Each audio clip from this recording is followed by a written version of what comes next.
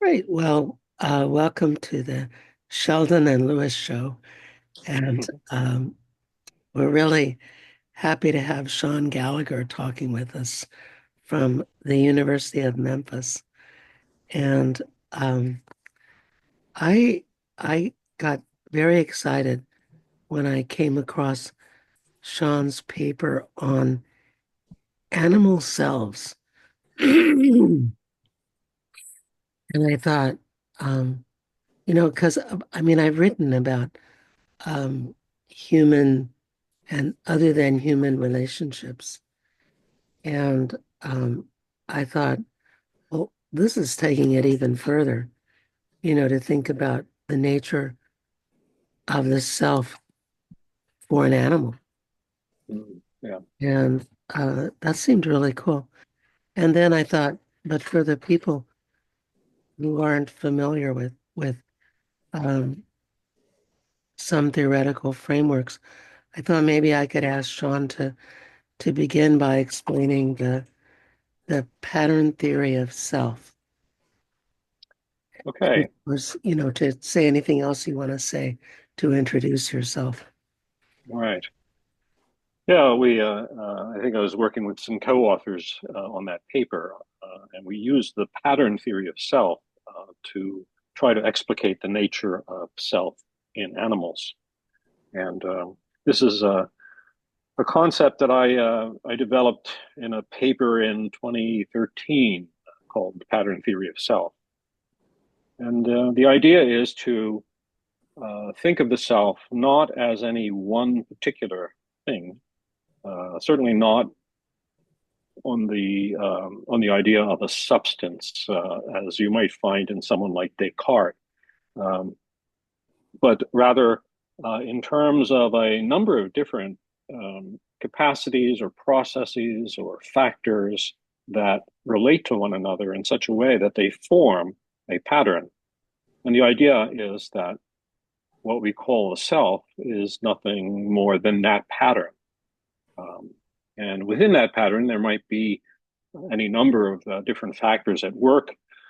I usually think about 10 different types of factors that have to do with bodily processes, emotion processes, experiential processes, narrative processes, cognitive processes, but also things like social interaction and normative cultural practices that have some kind of bearing on how we think of ourselves and how we develop in terms of our own personhood. So if you think of all these various and different types of processes, the question is how do they relate? And if we think of them in a sort of dynamical causal terms, then uh, we get to the idea of this pattern where the self is not any one of those aspects or any one of those processes, but rather a pattern of processes together that form what I like to call a dynamical gestalt.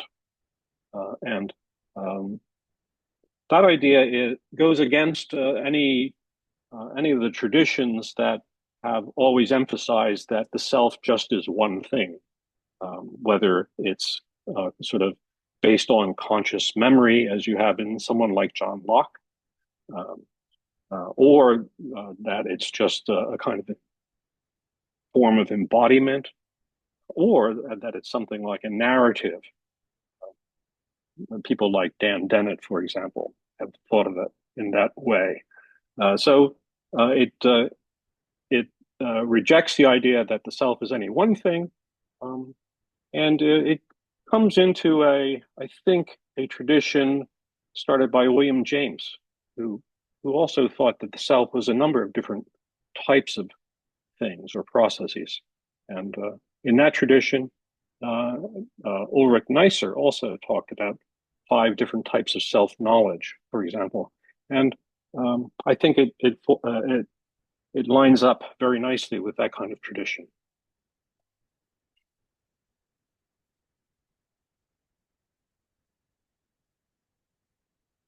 I think your microphone is off. you're muted.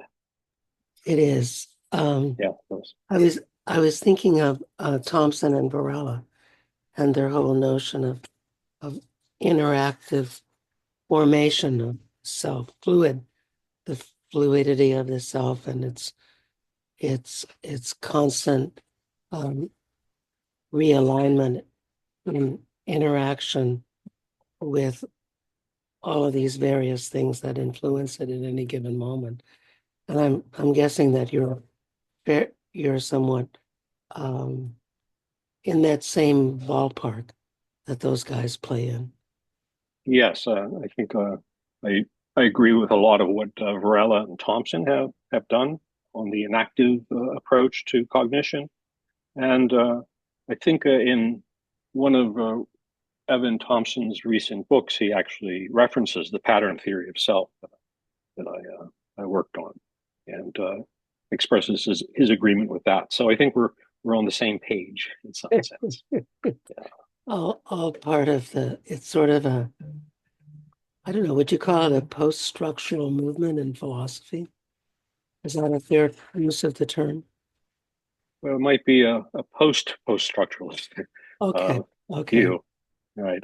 So it really is something that develops more on the cognitive science side, and post-structuralism is typically thought of not in those terms, but more in terms of continental philosophy and development of continental philosophy. Mm. So I think most of the idea of phenomenology might be the common root of both the post-structuralist and some of this style of embodied cognitive science, um, going back to the classical phenomenologists like Husserl and Merleau-Ponty and so forth. Um, but I think there's definitely some space between post-structuralist and the more cognitivist view of things. Yeah.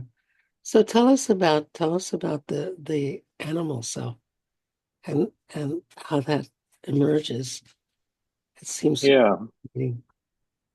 Well, so, I mean, one thing you can do is contrast what we might think of as a human self with an animal self, and one difference seems to be the idea that for a human, one important aspect of the human self would be narrative, being able to tell and understand stories about oneself and how that, in a certain way, shapes the way we think about ourselves.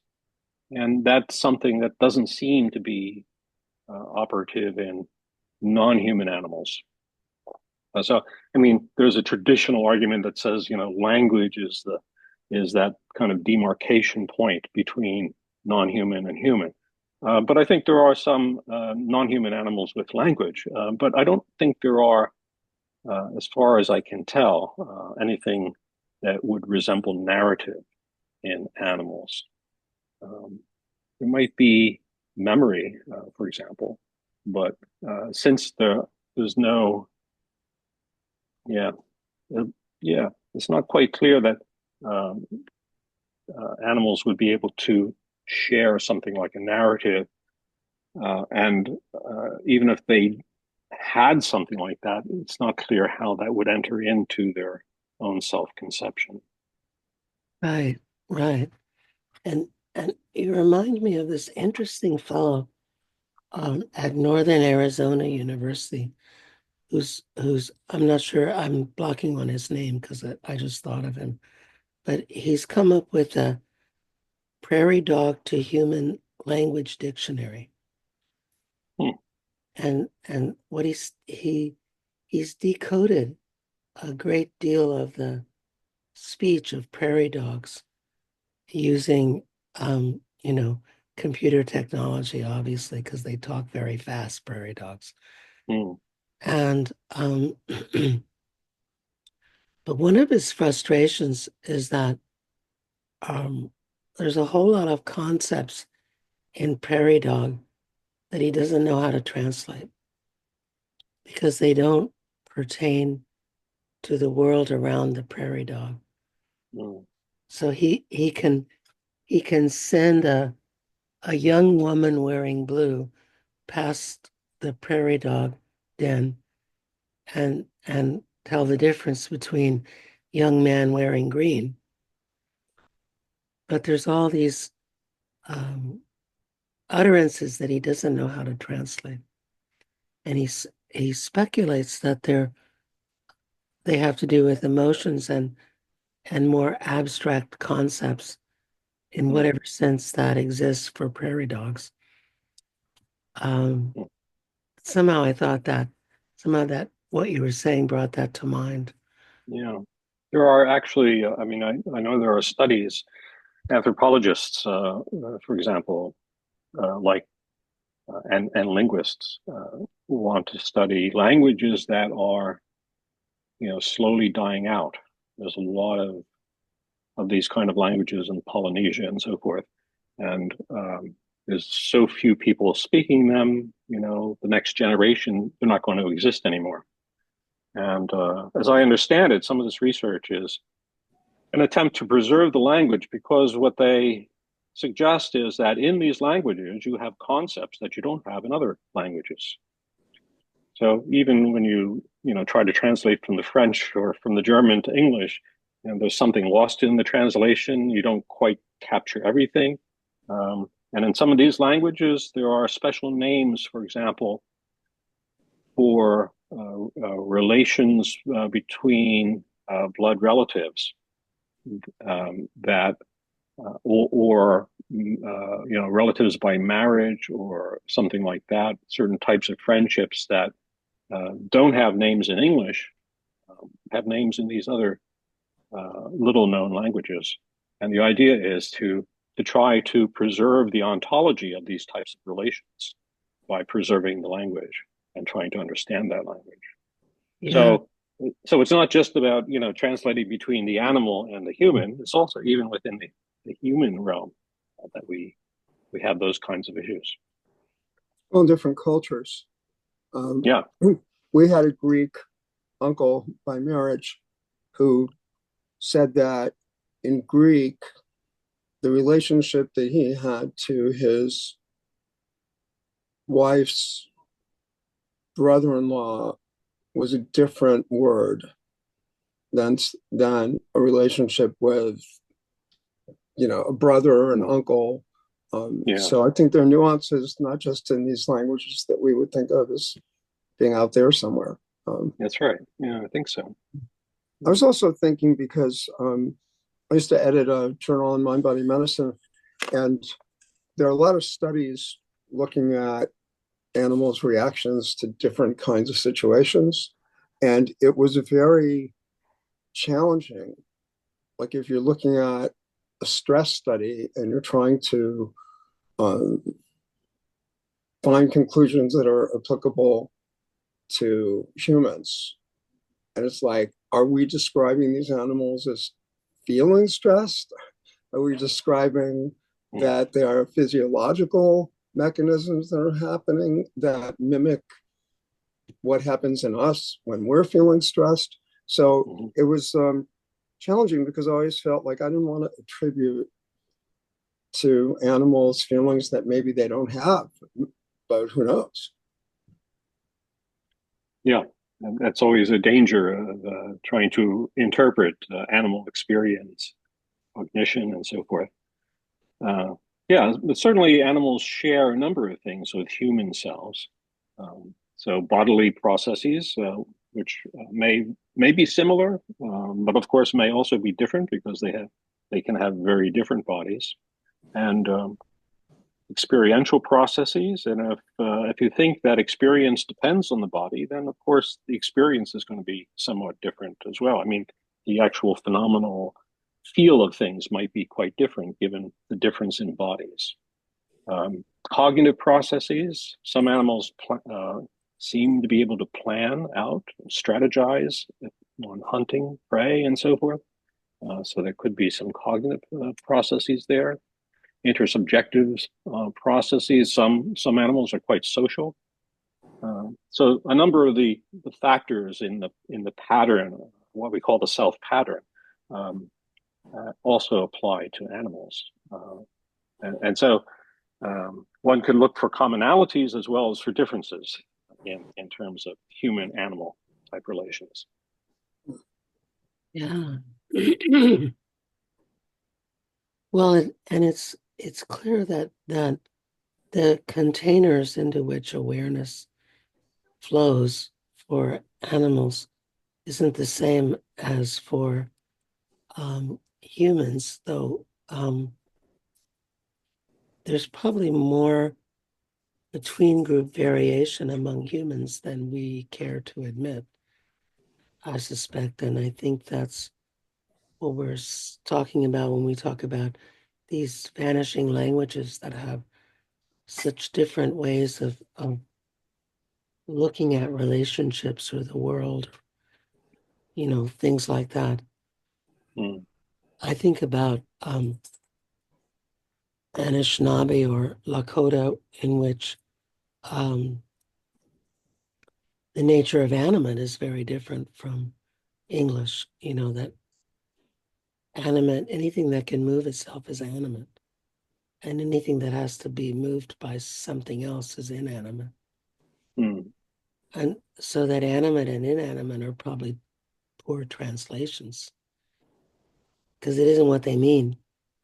It's sort of grafting their words or their thought into our concepts, which is probably not fair to their concepts, but we do it anyway. yeah, that's a problem.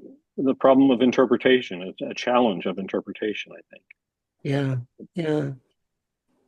So, um, so I'm quite convinced that my dog would eat me if he could. If, if he, Really? yeah, he eats everything else.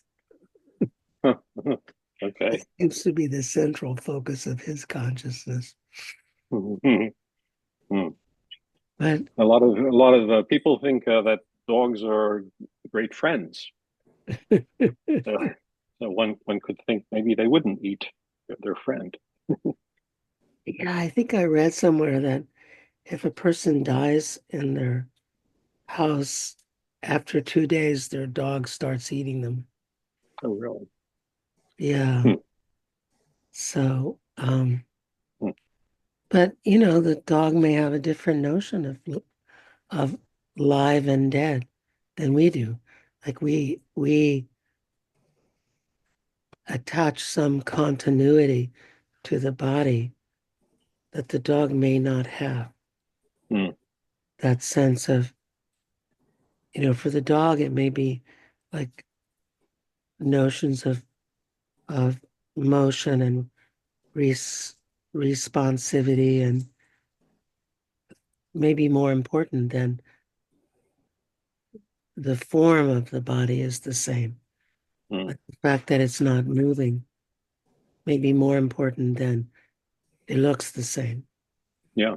Yeah. It may not look the same to them. Hmm. That makes sense. Yeah. uh, um, any other thoughts about that, uh, about non-human selves before we move on to some other fun things that you've done?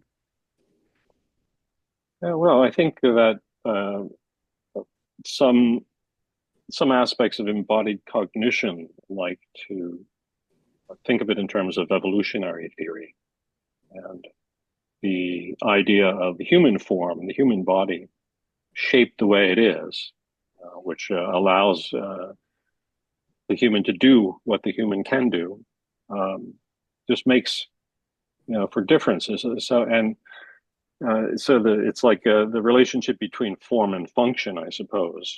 So it's as you say, it's it may be not just the form, but the movement that's important for the perception of the animal. Uh, that that seems also very very much the case when we're thinking about how things actually work. So that the fact that dogs have paws rather than hands, and that they're on all fours and we're standing upright, these are profound differences in terms of what we're capable of doing and our own the evolution of sensory processes in the human, which turn out to be somewhat different than from the dog Yeah. and other animals. So these are, I think, things embodied theorists, that is to say, people who are working with embodied cognition like to think about. Mhm. So oftentimes it's nice to think about the difference between non-human animals and humans. And it's also interesting on the other side to think about the difference between um, humans and robots or something like Hmm. that. Yeah. Yeah. Right, right. You know, we on the University of Maine campus, we now have these robots that roam around campus um, with faces, and Mhm. they they interact with people sometimes, Right. and I suspect that they were born in the engineering design building be, Mhm. because in the early morning they seem to emit from there. But Hmm. but I'm what strikes me is how quickly I want to anthropomorphize, make them into beings like me. Yeah. And I suspect it's because they move and they have faces and their facial expressions change. Hmm. Yeah.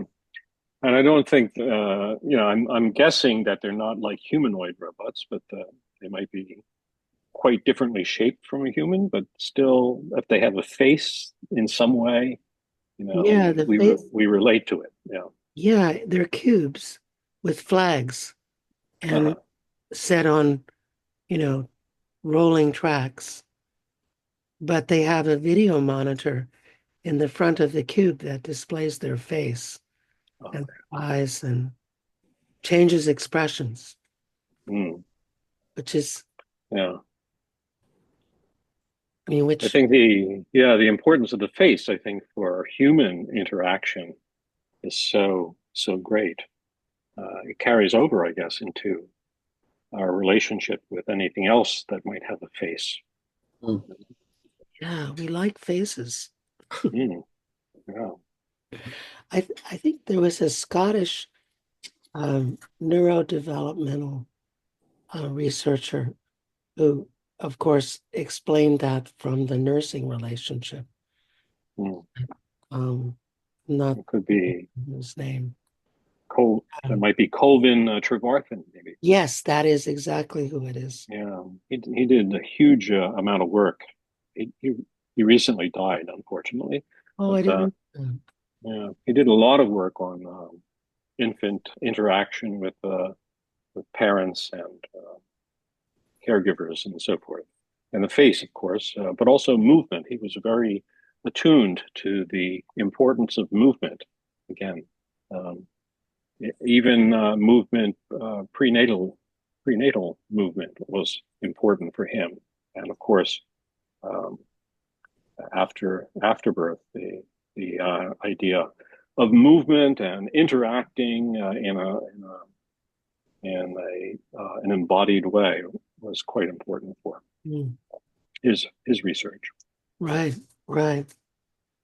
So I wanted to, lest we distract you with our fascination with your various papers, I wondered, so what's most exciting to you right now?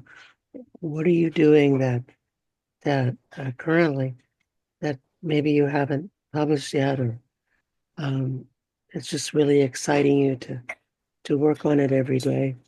So what's I, what's I just a new paper came out yesterday on oh habits, um, Ooh.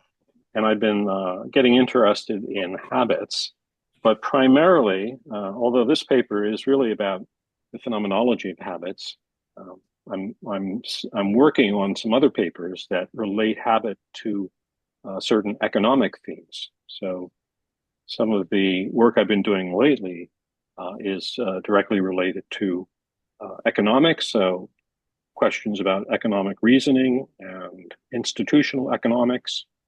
And the idea is to try to understand how to think about economic decision making, for example, from an embodied perspective. If we if we accept some of the principles of embodied cognition, for example, then that must have some kind of implication for our thinking about economic decision making, about the kind of social relations that allow us to form economic institutions. And these are things I've been working on the last 5 or 6 years with a couple of co-authors who are well versed in economics. So I would say right now that that's an area that I'm very excited about and thinking about, and whether or not one can develop an embodied economics or an embodied theory of economics, or what we refer to as the 4 E's in economics, the kind of embodied, embedded, extended, and enactive approaches to cognition and how they might play into economic thinking. Mm. So, can you maybe give us some sense of how it might be different for someone who's focused on an individually oriented, sort of non-altruistic neoliberal capitalism Mm-hmm. versus a collectivist, altruistic, more um, sharing social structure? How would can you imagine how that how that would relate to embodiment for these two theoretical people that we could make up? Yeah, well, definitely the neoclassical economics that develops from around, well, early 20th century onward, I guess, um, really considers the individual, primarily the individual as individual, and all of the the work of cognition is something that occurs in the head. So when you think of neoclassical theory having to do with decision making, then it's really about processes that go on, information processing, representations in the head or the brain, and that's where all the action is. So if we're trying to solve a problem in some way, uh, it's a very intellectualistic approach that we find in mainstream neoclassical economics. And from the embodied perspective, when we start thinking about cognition as an extended and an active type of process, then we're not thinking about processes going on in the head so much as various engagements that we're involved in as we couple to various environments, which are not only physical environments, but social and cultural environments. So our decision-making processes are often out there kind of in the world as we interact with things. And one very easy way to think of this is to think about social relations. If I'm going to, for example, make a decision about buying a car, the kind of neoclassical story is, well, I gather all the information I can, I run it through various thought patterns and try to come to some kind of decision on my own. Whereas in real life, if I'm going to buy a car or decide to buy a car, I have to talk to my wife. I have to see, what's possible. I might have to talk to my banker. I have to talk to people. I have to go out and kick the tires. I have to do all kinds of things that involve bodily processes, social processes out there in the world. So a more embodied, extended, and active approach to this is to to think about how the environment plays a major role, how one's bodily movements through the environment play a major role in decision making, problem solving, and so forth. And that would be a model that is somewhat different from the kind of mainstream economic um, conceptions that we have today. Yeah. Then, you know, so Mhm. then this applies then also to the notion of economic institutions, markets, for example. And here the idea is that you can think of an institution on the basis of the idea of an extension into the environment of our of well, this is the idea of the extended mind in Andy Clark, who thinks that we we operate with tools, we engage with environments in such a way that this becomes part of our cognitive process. And all you have to do is think slightly larger terms and think that, well, yes, institutions also are out there. We engage with institutions like a legal system, for example, or with a market, which gives us certain epistemic abilities to help us make decisions and so forth. And those institutions play a kind of critical role. What are those institutions? The more embodied approach would say, in contrast to sort of the neoclassical idea that, well, it's just a set of rules, right, instantiated in structures, the more embodied approach would say that institutions are really made out of social interactions with others and kind of build up in habitual practices. That's why I think habits important to think about. Mhm. Routines, cultural practices that become part of a structure, a habitus that allows us to operate in the world with other people as we try to live our lives and deal with our various economic issues, I suppose. Hmm. This all seems applicable to health habits as well as other kinds of habits beyond economics, because we have people who come in and they want to lose weight, or I mean that's an easy example because then they have their family, and if they're going to change the way they eat, then they have Mm, to negotiate mm, those changes with yeah, other members of their family, and then there are issues that are environmental, like where do you get those foods, and it's not all just figure outable, so to speak. yeah. I think that's a really large issue. Some people live in different places like inner cities where they can't get fresh food, where institutions are not set up for them in the right way, and they if they want to change their diet, they are really hard pressed to do it because what's available to them, and what's available to them is not just a matter of their own individual choice. It's about all those kinds of institutional forces that shape the way things actually happen in society and what's made available to them. You know. And I mean, I wonder, I'm thinking about narrative theory and the drive toward all collectivism versus individualism. And it seems to me, and I'd appreciate your thoughts on this, that it has to do with the stories that we're born into about the stories about values and how to see the world, whether to see it as we are all connected or to see it as I'm an individual, all for me, none for you. Mm, Um, that in a sense, we all have the same bodies and the same ways of moving in the world, although maybe wealth changes how we move in the world. Um, Certainly poverty does. Um, but what are your thoughts about like two people in the same community?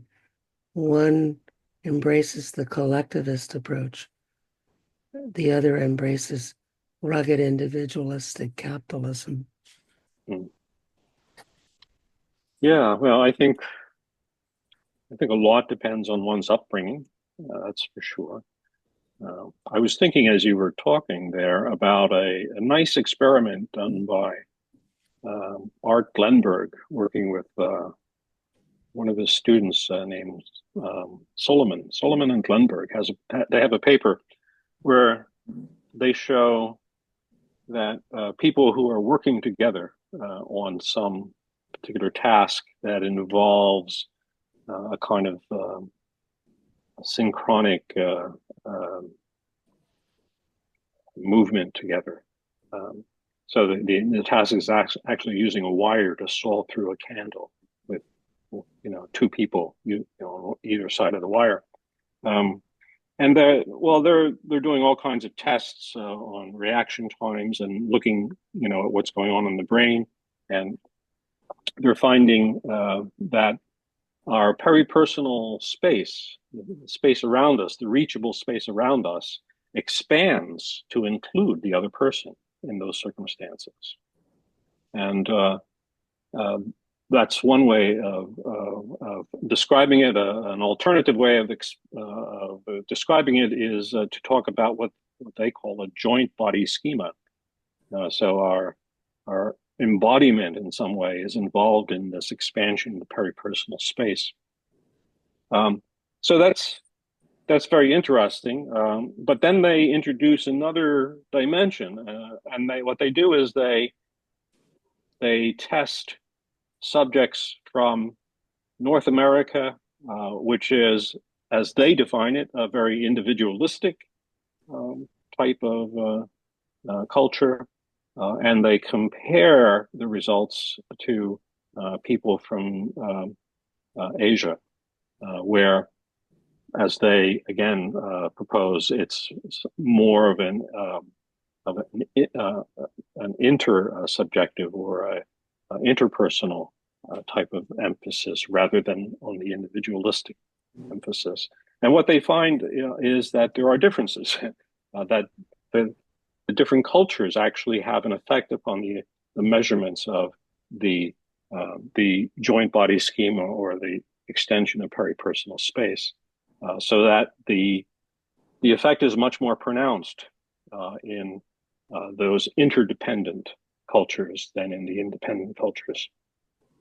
I think there are a lot of questions about that conception of the contrast between cultures, but nonetheless, they seem to get some interesting results that suggest that differences in culture kind of go all the way down to bodily processes that we might not even be aware of. So subpersonal bodily processes have are affected by our being raised in a certain culture, starting to think in a certain way. So it seems to me that could be relevant to the question that you're asking. Yeah, yeah. It is certainly we're all puzzling over how some people come to think the way that they think these days. Yeah. Yeah. So the other paper that I picked up on that I thought must have been really fun to write was the paper about pottery during COVID. Mhm. Right. Seemed kind of cool. I This mean, is, yeah. So this is related to the work of an Oxford cognitive archaeologist named Lambros Maliforis. He's done some great work in studying the materiality of the various processes that we engage in. And he takes as one of his topics the making, the artistic production of certain artifacts, including pottery. And is very interesting. He's in ta he's yeah, his nationality is originally Greek. He's teaching at Oxford, but a year and a half, or maybe it's 2 years now, he organized a nice gathering of people in Meteora, which is an area of Greece north of Athens, and um, and he brought together potters from all over Greece, from some of the islands and from Greece, um, together with a group of academics. I was fortunately included in the group as the token philosopher, and it was a really interesting gathering where we had some hands-on experience with making the forming clay and so forth, and also we were able to have all kinds of nice narratives from the artists about the various pieces of art. Um, but uh, one of the things we started to talk about was the role of this kind of manipulation of clay in therapeutic contexts, and something about the clay and something about our ability to manipulate it and on a spin it on a pottery wheel is so significant and soothing that it really is a kind of therapy. It can be a kind of therapy. So the idea that the actual material feel of the clay is is at least part of what's important in that process, and the hands on the clay is in fact uh, an important component of the therapeutic work, which is again Malaforo's emphasis on the materiality of the process. We can think of other things also that must enter into the process, but part of it at least is that the materiality of that clay. And it strikes me that it's something about thinking about an extended embodied self that can reach into materiality and not just relationality. Mm. So that and there's a Lakota notion of the Nagi that um, is as close as they come to self, which is this swarm of all the potential stories that you could call upon to perform any given task. Um, Mm. and that the swarm extends beyond your body. And I was thinking of how this engagement with the clay um, makes it a part of your nagi, that it Mm. that you and the clay merge in the way we were talking earlier. Yeah. Uh, that you become resonant, you might say, with the clay. And and I wondered, I saw the term, this sort of materialist engagement theory, I think it was. Is Right. that, That's material. Yeah, material engagement theory, which is Lambros Malaforos's idea. Yeah. yeah. Am I on the right track in terms of your thinking about this? Yeah, I think so.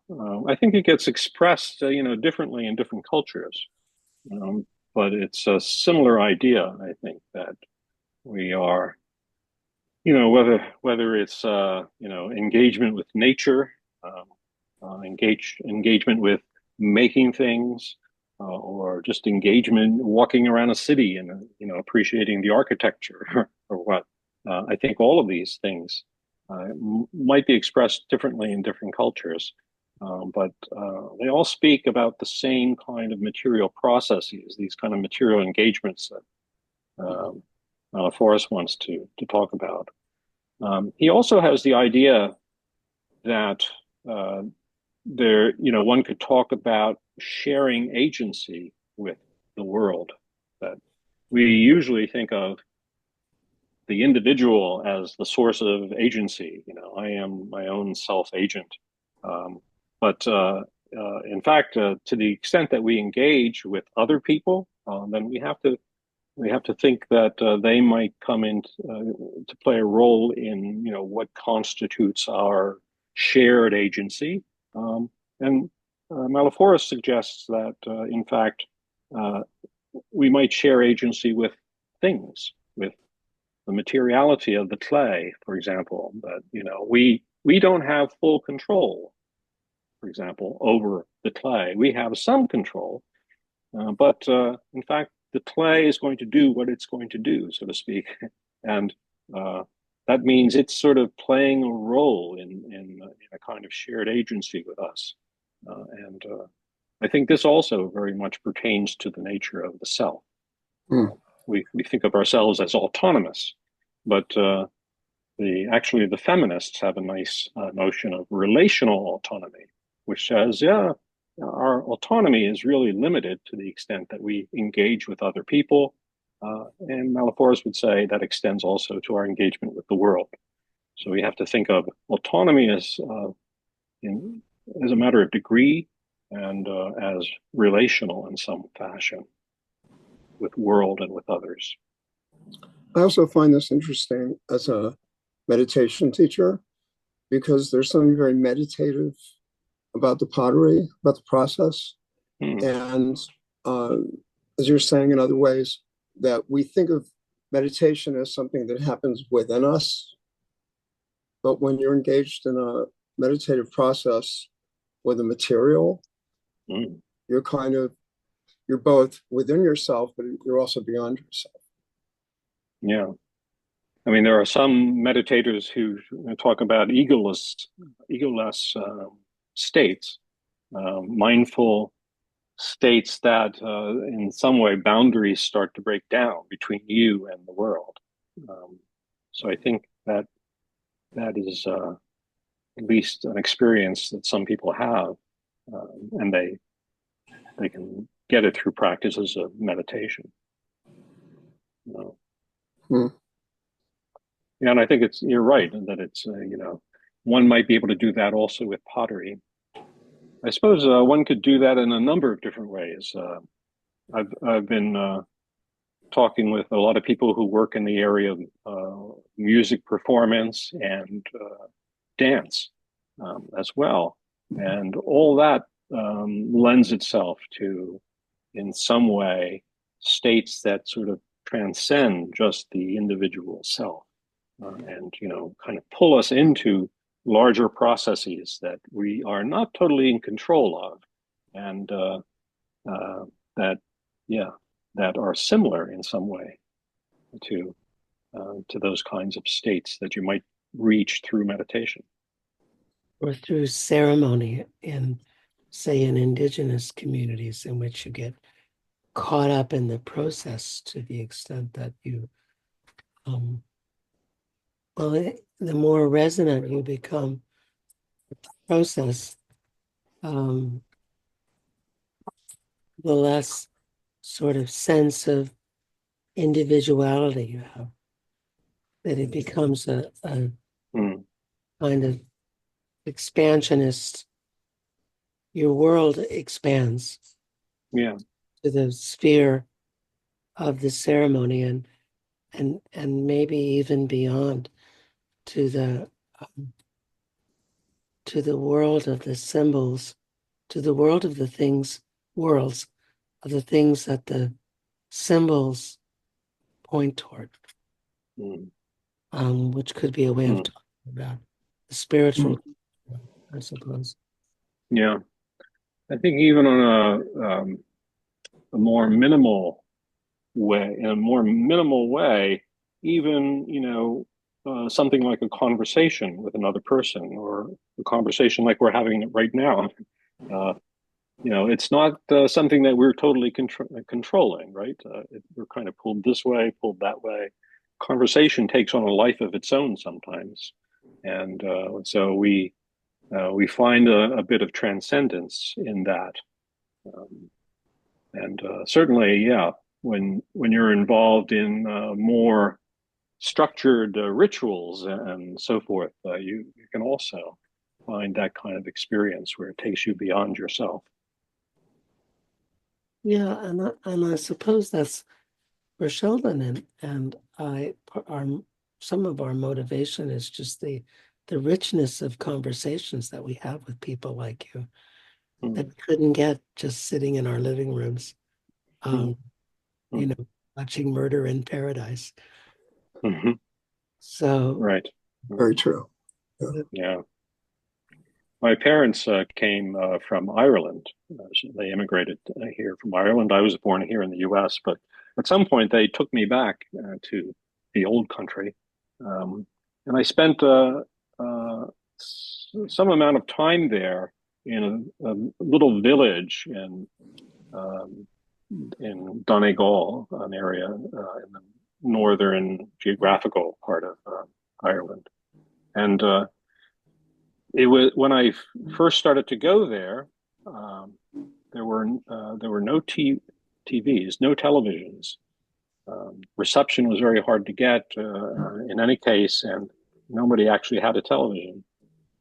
But there was a very rich culture of storytelling and visiting. So every evening, people would go from one house to another and visit and just sit and have conversations and tell stories, so forth. Um, and then one year, I went over, and one of the houses had acquired a television set, and the show that was on the television that year that everybody wanted to watch was Dallas. oh my, If you remember Dallas, and so they would turn the television on, and then people might come to visit, and then everybody would be watching Dallas for a while. And then just after that, they turn it off. The show is over, and then the conversation. Well, suddenly we were talking about Dallas, and the conversation just totally shifted from all of the various storytellings that they used to do to just talking about the various characters on Dallas, JR, and all of that. Uh, and then, well, what happened then was other houses got their own television sets. And suddenly, that whole culture of visitation and conversation disappeared. It was really amazing to see how quickly that happened in this small village. And people, you know, they just stayed at home watching Dallas or watching the television and didn't go out anymore. So that was a real change that took place there. And I think it's a real significant thing to think about in terms of our own culture. yeah. It might mark that move from collectivist thought to individualistic thought that I don't Yeah. need you anymore to entertain me. I've got Mhm. my, Dallas Yeah. Yeah. to take care of it. Yeah. Hmm. So I was in Alice Springs, Australia, and I heard a similar story uh, from a colleague there, Tim Carey, who talked about a, a relatively rural and remote community that didn't have electricity. And so at night, they would build fires and everyone would sit around the fire Hmm. telling stories. Hmm.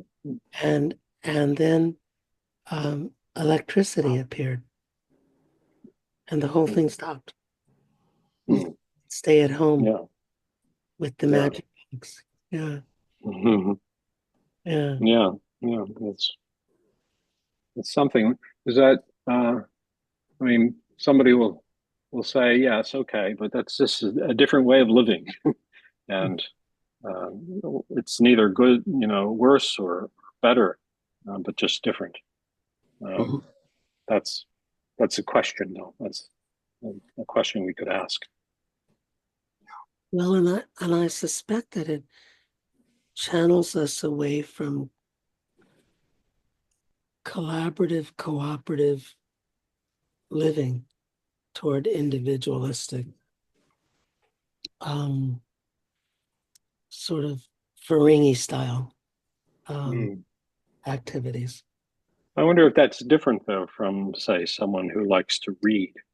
One could say, someone could sit at home and read their book rather than going out to have a conversation. Might be harder if there's no electricity, of course, but uh, yeah. So I don't know, and that reading might be enriching for some people, and conversation might be more enriching for others. So differences, I guess. Yeah, different ways of enacting the world. Yeah, Mm, I think so. yeah, yeah, it's so interesting. Our, I mean, I'm just drawn up to this sort of collapsing into oneself model, sort of school of models of the self that um, ignore the ignore relationality and Mm. locality and interactions with a world that responds back. Hmm. Mm. And I don't know where I was going with that, but it just seems like a profound difference in Mm. the way that we move around and do things. Yeah, I've seen some discussion, at least, of when people retire, for example, and maybe their spouse dies, so then they're all alone, and they don't get out, they don't meet people, and health wise, they go downhill pretty quickly. Mhm. I think that's an important consideration too in terms of what counts as healthy and what's not. Right. Social interaction, I think, is an important aspect of that. Uh, Yeah. Well, we're getting close to the end of our hour with you. And hmm, Sheldon, I've talked more than you. I thought maybe yield the really, floor so that you have an opportunity to, you know, say a few words of what's come to you. yeah. So um, I think that it's interesting to talk about cultural differences, and I think philosophers don't. So that's what I am. I'm a philosopher. I probably don't spend enough time thinking about cultural differences, really. And um, the yeah, I think it's helpful to take a more embodied approach because the this kind of embodied cognition idea that I'm pursuing does include an important aspect of social interaction, and that that really has all kinds of implications. It seems to me for lots of different things, including we were talking about economic thought, but also healthcare, and really simply understanding our relationship to other people and animals and so forth. Um, but to me, that's one of the prime motivations for me to start thinking about some of the economic stuff that I'm looking at. That social interaction plays such a large role there, and this is yeah a good thing for a philosopher to start thinking about. Mm. Yeah. Sheldon, any closing thoughts or questions or reflections? Well, we didn't get to artificial intelligence, Yeah, which is something that I was thinking about from some of your work. Um, yeah, but there's something about, and maybe it's worth another conversation. When we were talking about animal-human interactions, there's something about, I don't know, I wrote a note that I just wrote simulated personness. that Mm. How do we as people interact with these different forms? And it sounds like you're exploring that philosophically. Yeah. Yeah. And it's nice. Philosophers today find themselves working with people from other disciplines. So, as an example, I'm working with people from uh, who know economics better than I do, and someone like the archaeologist Lampros Maliforos I mentioned, developmental psychologists like Trevarthen that we talked about, um, and yeah, it's uh, it's nice to be able to go across disciplines and to think with other people. And I learned so much from doing that, and it it definitely is something that works well. And we didn't talk about artificial intelligence, but everyone else in the world is talking about that. It's like unending discussions at any conference you go to these days. It's all about AI. So it's refreshing that we didn't talk about that. That's great. Well, thanks so much for being with us. Yeah, Okay, it was really thanks. It was very enjoyable. Thank you very much for inviting me, and lots of interesting topics. Yeah. yeah. Thank you. All right, I'm going to stop the recording. Okay.